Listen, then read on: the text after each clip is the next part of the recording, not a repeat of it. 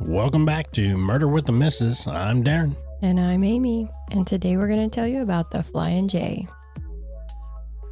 Don't forget to smash that like button. Check out the description for the links of all of our podcast platforms, Cash App, and Buy Me a Coffee. Like, share, subscribe, and don't forget to tell your friends.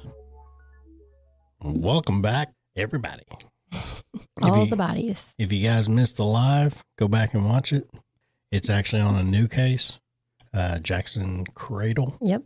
So go check it out. We did it Last night. Well, Because we're you guys will see this Tuesday, so it was actually Saturday, so it'd be the 25th. Very true. Now, this one might be a shorter episode. There's not a lot of information out on these, but we just passed the anniversary and there hasn't been much coverage lately, so we're going to keep the word out there.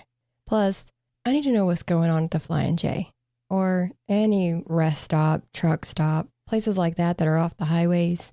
We all know that these places seem a little shady, especially at night, with alleged drug activity, prostitution, and unsavory characters lurking about. They have a slight reputation, but not all are the same though, so that's kind of profiling. I ate Chinese food at a Flying J's one time. Don't do it. That was the worst experience. Don't do it. Looked good. Was not good. It was false advertising. He paid for that one. Yeah. Now, some of these are well lit. They have lots of cameras and they just feel safer. But regardless of how you feel about them, today we're going to talk about this one in particular. And this is the Flying J/Denny's off of exit 320 on I-5 in Resaca, Georgia. Resaca, Georgia. Resaca. Gotcha. We're going to start with Caleb Nathaniel Smith. He was born November 6th of 1998. He was described as loving and caring, always helping friends and family, doing the most like mechanical and demolition work and landscaping. He dreamed of being a herpetologist, or herp as they are so lovingly called. And that's a scientist who studies reptiles and amphibians. So you are for sure out on that one. Nope. Nope. Don't mess with no ropes. No snakes. No snakes. Nope. Not in this house. Not in this house. No. But somebody has to. So he wanted to. Yeah, have at it. It's all for you, bud. Not for me. On January 16th of 2020, 21-year-old Caleb told his grandma, "Don't wait up." Or he actually just told her to leave the deadbolt unlocked. He was in Chatsworth, but he was going to head to Rome, which is also in Georgia, about an hour away. He was going to see friends, but would be back home after. So he's like, just don't deadbolt it. Don't wait up. I'll be back. I haven't really seen anything saying what time he left Grandma's house. And that kind of bothers me because we all know I like a timeline. What we do know is that at 12:32 a.m., so we're heading into the next day, he is seen on surveillance footage at the Flying J in Resaca. And this is only about the halfway point between Chatsworth and Rome. So about 30 minutes out from Grandma's place, Caleb comes into the dining area at the Denny's. There's only one other guy sitting in that area at a table by himself. Caleb calls his grandma and tells her that he didn't have enough gas to make it to Rome, so he was going to ask that other guy for $5 for gas money. Now, this is a gamble. Sometimes you get someone nice that wants to help, and sometimes you might get someone who just wants you to get out of their face. Yeah. Now, he's seen on the footage going up and talking to the man. He goes back and sits down. He looks at his phone for a little bit. You can't tell if he's texting or what he's doing on his phone, just that he's on it. And that was only for a few minutes because he goes back over to the man again, briefly, then goes and sits down again before he gets up a final time and leaves. So did the man ever give any money? We don't know. You can't tell in the footage if he did. So it's unclear. Oh.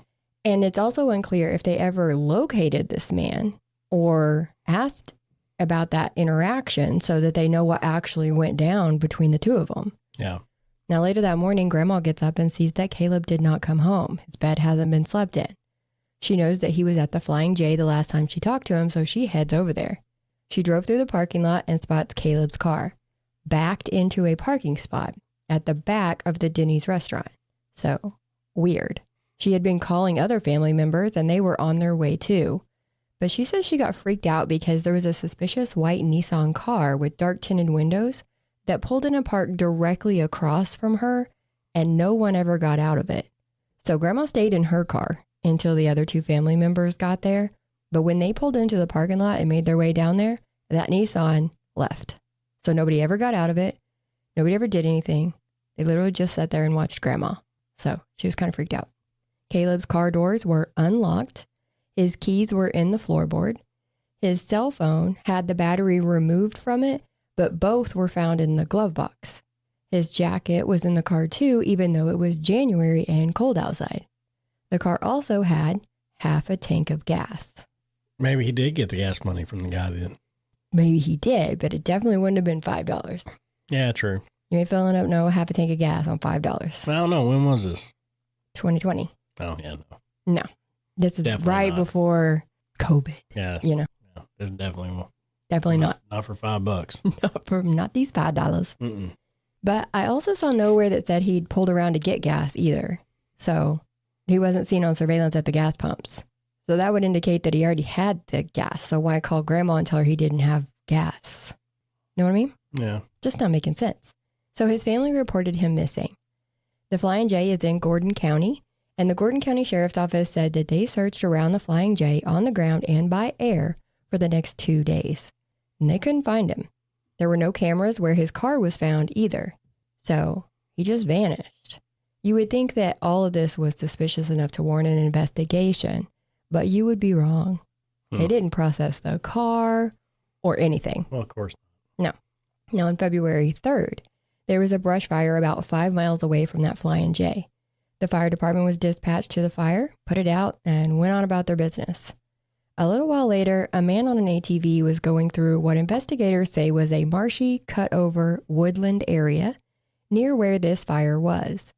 Caleb's mom posted on Facebook that this was a 30-acre, privately owned piece of hunting land, so it's not like somebody lived there or anything. It was just open land. Yeah. This is where a body was found. Police say it was Caleb's body, completely nude, no shoes or socks, and his feet were completely clean. Now, we'll post a picture of the area, and it's definitely not a place where you would have clean feet if you'd been walking around. Police say there was no evidence of violence and nothing to show foul play. So was anything else found with his body, or, where was his clothes? Where were his clothes? Yeah. He had no clothes, and there was nothing really found around the body. His mom says that there were tire tracks, shoe prints, and another missing person sign out there. But that was it. And they were told that his body was pale, but there were no signs of animal bites on him. Now, if he'd been out there this whole time, which is what they believe he was out there from the time he went missing, basically, until the time he was found. Yeah. But this is like a heavily wooded area, open area, no human activity out there. So they had a bunch of coyotes and things like that in that area. So the fact that he had no animal activity or bites or anything on him, kind of weird. But also they had tracks and shoe prints. Tire tracks, yeah. Yeah, but I guess they figured that those were just from either the people who found him or the first responders. Either way, no big deal to them. They didn't investigate or do anything about it. Maybe not like a small car. What do you mean small car? Like a little Nissan car. Like a little Nissan? A little white Nissan with dark tinted windows? And like some smaller tire prints, It might match a little car, or maybe not in it, ATV. Maybe. Who would know? Nobody looked at it. Yeah. Yeah. But the family found it odd that they weren't ever allowed to see the body either. So that's why I said the police said this was Caleb. Because it was said that, like I said, he had been out there for 2 weeks. So you would think it would be in pretty bad condition. So I can understand that. No, you don't want to see him the way he is. But his mom did want to see him. She wanted to see for herself with her own eyes that this was her son. Well, yeah. And she was told no. They even made the family do a closed casket funeral. So the family never saw him, which of course. They can't make them do that. They did. They can. It's their kid. They never were allowed to see the body. The mom fought and fought to try to see him, and they would not let her. I would have took that to a higher power. Bro, I'm telling you now. Because so now she's left to wonder was this even my son? Exactly. How do I know? I would have denied it. I would have denied it until I seen it. Exactly. Yep. Exactly. Now, there was an autopsy and toxicology report done, and it said that Caleb died from methamphetamine intoxication. So he OD'd on meth. There was no indication that he had ever used meth before, but it's not uncommon that someone would keep that from their family.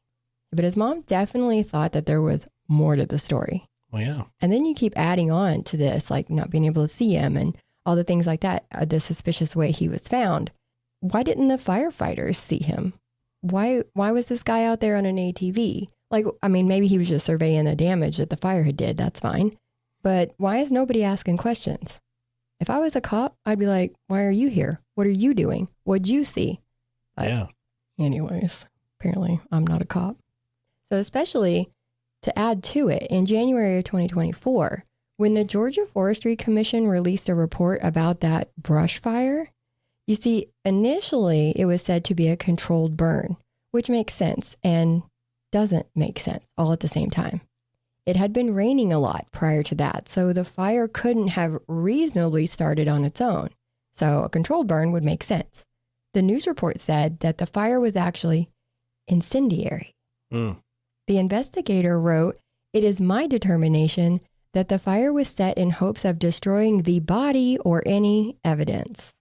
So arson. A cover-up. Yeah. Do the cops care? No. Because the case is closed and they're not doing anything about it. Well, no, they haven't done nothing about it since the beginning of it. No. I mean, they said they searched for him for 2 days, but They searched around Flying J's. that's probably it. That's it. You know how big a Flying J's is? It's not that damn big. It Well, might be a little. No, it's not even. Most Quick Trips are about the same size as a freaking Flying J's now. True. True. I And this mean- one's just right off the highway. There wasn't much around it, I don't think. There are pilots out there that are bigger than freaking Flying J's. That's true. That's true. I mean, you guys. I mean, you know, they treat it like it's a freaking Buc-ee's or something, you know, or Walmart. Well, one of these days I'm going to go to a Buc-ee's. Buc-ee's is awesome. But there's all these burning questions. Even though the case is closed, where are his clothes? How did he get 5 miles away on foot? And I know meth can make you get hot, so maybe he did undress all the way down to his bare feet. But then what? Walked 5 miles? There's no way he walked that distance. His feet were clean and fine. There was no damage to his body whatsoever. So how did he get there? Well, that's what I'm saying. I mean, I don't believe any of that. I mean, it's just. No. And who owned the Nissan car? Don't know. They Don't know. They did no investigating. Nope. Nothing to see here. They took no pictures. Nope. Awesome. They didn't even process the car. They just took the stuff out of it and was like, oh, well, actually, I think the family did. The family took his stuff out of the car and was like, I found all these things. But the Yeah. cops were like, cool. Good job there, officers. Yeah, it's only gonna get better from here. I guarantee All you. right. Well, we're going to take a quick break. We're going to play our ad because it is our sponsor. Yes, So sir. just hang in there with us and we'll continue the story in just 1 minute. Do you or someone you know live in an apartment community? Are you balling on a budget? Then this ad is for you. Some apartments don't have a washer and dryer included in the lease. If you want that life, then contact My Laundry Solutions. They serve Tulsa, Oklahoma, Springfield, Joplin, and Kansas City, Missouri, Sherman, Dallas, Houston, and Lubbock, Texas. Their newest location is in Fort Worth, with more locations opening in Texas in 2025 and 2026. No credit check, free service, professional installation, and your account is available online, all for about $1 a day. Go to your leasing office, go to mylaundrysolutions.com, or call 800-535-4411. Stop wasting that hard-earned money at the laundromat and give My Laundry Solutions a call today. My Laundry Solutions. Great people, Yep. and they have great customer service. Yep.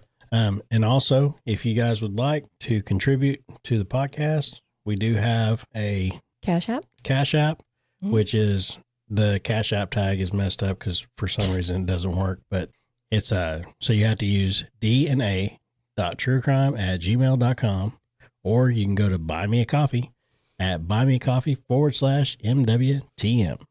Every single time you say that. Buy me a coffee. Buy me a coffee. Because he needs that caffeine. Can you tell? Well, she needs the caffeine because she's the one that researches. She does all the stuff. But anyway, we'd appreciate it if you guys would like to. If not, no big deal. Continue to watch, subscribe, and everything. And everybody, and to all the new subscribers, hello, and thank you for subscribing. Thanks. Welcome. Yeah, welcome. So we've talked about Caleb. Now we're going to talk about Keeslyn Noelle Roberts. She was a happy girl, played basketball when she was younger, and was in gymnastics. In high school, she was in the color guard. Her senior year, she got into a little trouble for having marijuana. She would end up with a probation officer because of it. And I'm not shaming. It's just weed. It's legal in a lot of places now. But this will be handy information for later.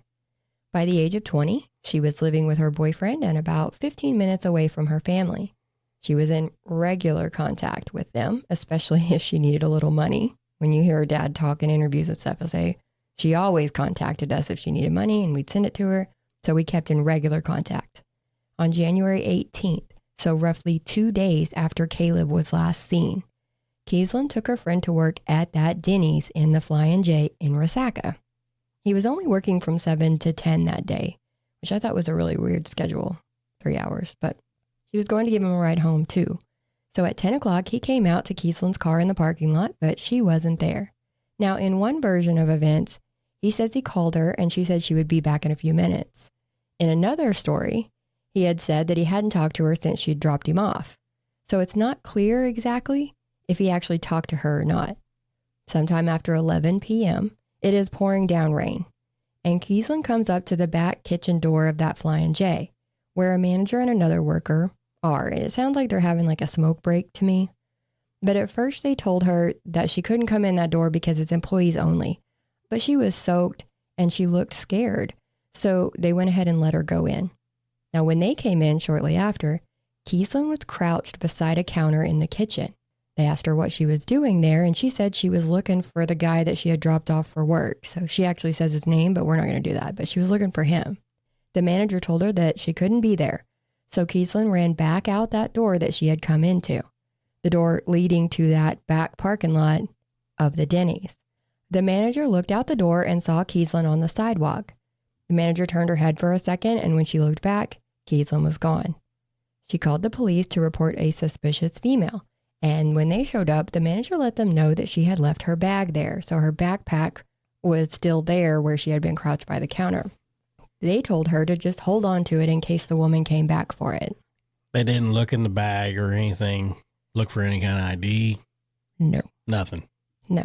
Not the cops, and it sounds like the workers there didn't either. Well, I mean, I can understand the workers not, doing that, but I mean, the police officers, they have every right to look into a suspicious bag that's left on scene. It's a suspicious woman that came in, obviously under duress, or she was having some type of issue, and then she just ran out and left her bag. Yeah, that's suspicious. Exactly. I mean, come on, do your job.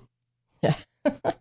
On January 20th, Eric, so that's 2 days now later, Eric, Keeslyn's dad, got a call from Keeslyn's probation officer. She had missed a meeting, and so the probation officer was looking for her. He hadn't heard from her since he had sent her the money on the 18th. So that's the last communication he had with her was the day that she went missing. He went to the house that she lived in with her boyfriend, and the boyfriend tells him that he hasn't seen or heard from her in a couple of days. Sounds real concerned. Then he tells Eric that her car is at the Flying J. So how did he know that? How did he know that? So what does he drive? Not that car. Oh, I don't know. Was it a white Nissan? Tell me. But that's one of many burning questions. Eric does find her car at that Flying J, backed into a parking space that was just 5 spaces down from where Caleb's car had been found. Coincidence? I think not. I think not. Now, Eric said this is not how Keeslyn could have parked that car. It was in the space like perfectly, and she was not capable of doing that. Same here. Plus, her driver's seat was pulled all the way back, too far back for her to have been able to drive it. So somebody taller. Somebody taller. Gotcha. Eric calls Gordon County to report Keeslyn missing. The deputies show up and tell him that he needs to call Murray County. Why? The Flying J is in Gordon County. So when Caleb had went missing just a few days before, they were doing their searches, they were carrying on. But now you have Keeslyn, and they're like, oh, well, she's not from here. She's from Murray County. So you need to call Murray County. But it happened in their county. I am from Oklahoma, but if I go missing in Texas, you should report me missing from Texas so that they can search for me there. Yeah. Isn't that kind of the way that works? Especially if that's where you was last seen. Last seen. Like eyes on. People saw you. I'm telling you, I could not make that make sense. But Eric it's does. It's like a not my job. Yeah. Type thing. It's almost like they had just had to deal with this and they didn't want it to look bad on them or something, that now 2 people have gone missing. I don't know. I just don't know. But like I said, Eric does as he was told. 5 days later, the case is assigned to a detective. 5 days. The first 48 hours are crucial in all these investigations. You can start losing camera footage, witnesses, all the things pretty quickly. Yep. But they wait 5 days. So she was missing 2 days before it was even discovered that she was missing. Now you got 5 more days. So you're a week out. Why? There were no searches for her by law enforcement. So they searched for Caleb, but they did not search for Keeslyn. They didn't even process her car either. So here they have her car and they don't care. You have 2 people who just up and vanished from the same place 2 days apart. Both cars conveniently parked where there's no cameras and it's not suspicious. Plus, when you back into a space, it's usually to hide your tag. Like your tag is on the back of your car. So if you back in, you can't really see it. That's kind of another red flag. Plus, who backs into parking spaces? I do, but it's just because I don't want to have to deal with it trying to get out. Now, Eric did get her backpack, right? So inside were her car keys, her wallet, her ID, cash, debit card, phone charger, and some clothes. About 45 days after Keeslyn's disappearance, the family gets a tip from an employee at the Flying J/Denny's.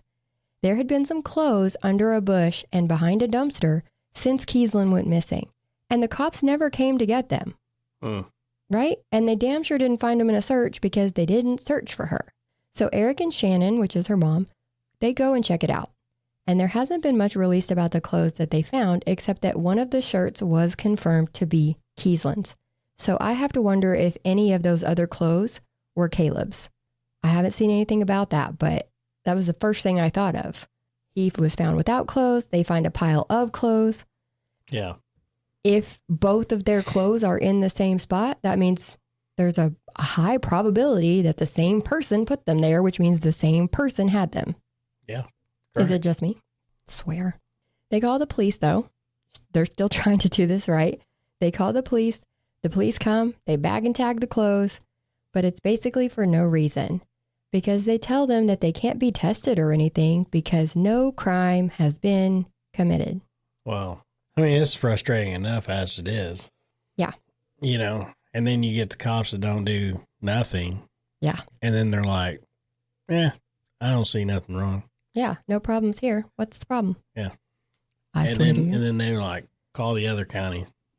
She's from that county, so call the other county. But it happened in your county. Mm-hmm. It did. Yep. I mean, call the other county and say, hey, she's missing. Why not? She came missing from our county. So keep an eye out. There you go. She might be in your county. In case she comes home. But we're going to look in our county. You do the same. Why not? I mean, why not? Join. What else you doing? You know, join forces. There's also been some misreporting that Keeslyn had a warrant issued on her the day before she went missing. So some believe that she was actually running. Yeah. But the warrant wasn't issued until the 21st, according to Eric. Plus, it was weed related. Running out on a marijuana charge seems a little excessive because then you're just causing more trouble for yourself. Plus, why would she leave without the cash? If you're going to run off, I can see leaving the other stuff. Sure. But cash is king. Untraceable for the most part. Yeah. So it doesn't make sense to leave the cash there. They also never found her cell phone. What? They could maybe, I don't know, ping her last known location, see who she was talking to before she disappeared. Was she setting up some kind of meet there? Same with Caleb's. So they actually have Caleb's phone. Remember, they found it in the glove box. Yeah.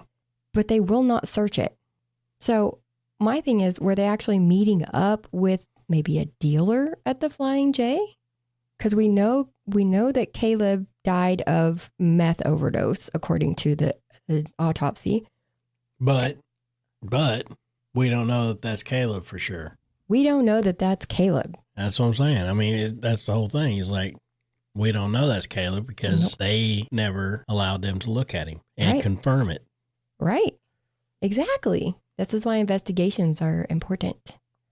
If I was those parents, well, I'd be, I mean, I'm sure they're pissed, but her dad is I would pissed. be so up their ass right now. They are, yeah. On Caleb. Oh, they are too. Yeah. I mean, both of them. Yeah. But I'm just saying, as far as like identifying him, I would be looking at getting that body exhumed. Yeah. And confirming it. Well, I'm sure they say that, we did testing and we checked his blood and it's him and it's his DNA. Not good enough because I wouldn't believe a fucking thing they said. Exactly. Nothing that's coming out of their mouth. Exactly. I need a second opinion, please. Yep. I would take it to a different county. Well, there's certain rules you have to go by to get a body exhumed. They don't just go get them. So they have to get somebody on board with them that has authority that can actually help them out with that. Well, that's where they need to go to a higher power. They need to take it to a higher court. They're trying. Because like I said, we're at the 5-year mark now. Yeah. They got to take it to a higher court. Yes. Now, there's no connection that they've been able to make that would say that Caleb and Keeslyn even knew each other, or even if the cases are related. It's just that the timing and the location and all the things that they have in common are very suspicious. So, was it drug related? Was it not? Who were they waiting for? Were they waiting for the same person? Because I find it hard to believe that Caleb said he didn't have gas and now he does have gas, but they don't have any proof that he got gas there. Yeah. Which means he already had it. So he may have been, I hate to say it, he may have been lying to his grandma about where he was going and what he was doing that night. Maybe. And he's allowed to do that. He's an adult. But look into it. Find out what he was doing there. Find out who he was meeting there if he was. Same with her. Why was she so scared? Yeah. Because one report, there's been lots of, like I said, misreporting. And one was that she was standing at the door. When they found her, she had actually come in the door and was standing there staring out the door like she was watching for someone. Something was happening. Right. But then when they actually talked to the people, her dad did a whole Facebook video saying this is what actually happened and tells the story that I told you about her coming in, the workers finding her behind the counter, things like that. So that's what actually happened. But either way, she was scared. Yeah. So what was she scared of? It's worth looking into. The family has heard, like I said, many rumors, many different stories. Eric did that video to clear some of the things up. And he said in that video that the family does have a suspect in mind. They found a video on Keeslyn's computer showing a certain man physically assaulting her. But even though there is video proof, the police will not look into it. Well, no, they won't because they're lazy. They're just not wanting to do anything. They're there just to collect a check. That's it. Yeah. See, and that's the problem is it's not just a job. When you go into law enforcement, it's not just a job where you clock in and you clock out and you just do the bare minimum to get by. Like you're signing up to protect the people. You're signing up to uphold certain things. And if something happens, you have an obligation to figure it out. And they don't want to do that. Yep. So that's pretty much where they're at on these cases. I will say Keeslyn is still considered missing. She is 5'6" tall. She weighed about 125 pounds when she disappeared. She has blonde hair and blue eyes. She has a tattoo of water with a turtle on the inside of her lower right arm, and both of her ears are gauged. So if you see something, say something. If you know something, say something. Yeah. This family, it's 5 years later. This family they're stressed. I would be too. I mean, damn. Oh, absolutely. I mean, it's ridiculous. It's sad. I don't understand when you sign up to be a police officer, when you work your butt off to become a judge, when you when you do this stuff to become a lawyer, and this stuff, you signed up to do your best. Yeah. And from the sounds of it, you're collecting a check. Collecting a check. And that's it from these people. Yeah. I mean, there are great ones out there. Yeah. There are some that actually signed up for and they're doing what they signed up for. And, we'll praise that. I wish they were everywhere. When you see stories like this and you can tell they have they don't even want to do their job. No. They're just wanting to pass it off to the next one. Yeah. Or they're just wanting to shut it down as fast as possible. I mean, not letting the person identify if that is their son. That is the most ridiculous thing I've ever heard. Yeah. You have to identify in order to confirm. Yeah. And who best would know? A parent, a sibling. Unless they're just completely unrecognizable. But from the sounds of him, they literally said he was just pale. Yeah. And had no other problems to his body. Nothing. There would be something. Right. I mean, a parent, when they go in, they know their child. You know where your kid has a scar and how he got birth certificate or birthmark. I mean, not birth certificate, birthmark. Yep. You know how one tooth was slightly this way. Right. You know what I mean? It's just Slightly little shit. I mean, it's just, you know your kid best. That person doesn't know. And then for them to tell you, no, you can't, man. I'd be in jail. Darren would have been in jail. Yeah. I was about to say that exact same thing. That would not sit well with me. Yeah. At all. I probably would too. I'd try to sneak in though. Darren would just push his way in. No, yeah, I would. Yeah. Football tackle anybody. But if you have any information, please contact the Georgia Bureau of Investigation at 706-624-1424 or the Murray County Sheriff's Office at 706-695-4592. Yep, and that's it for this one. And if you guys are listening to the story and you guys have some info, email us at dna.truecrime@gmail.com. And they do have Finding Keeslyn Facebook page, all kinds of things out there. So definitely look it up. If you have something to offer, give it up to them. Yep. Give it up. Till next time. Bye.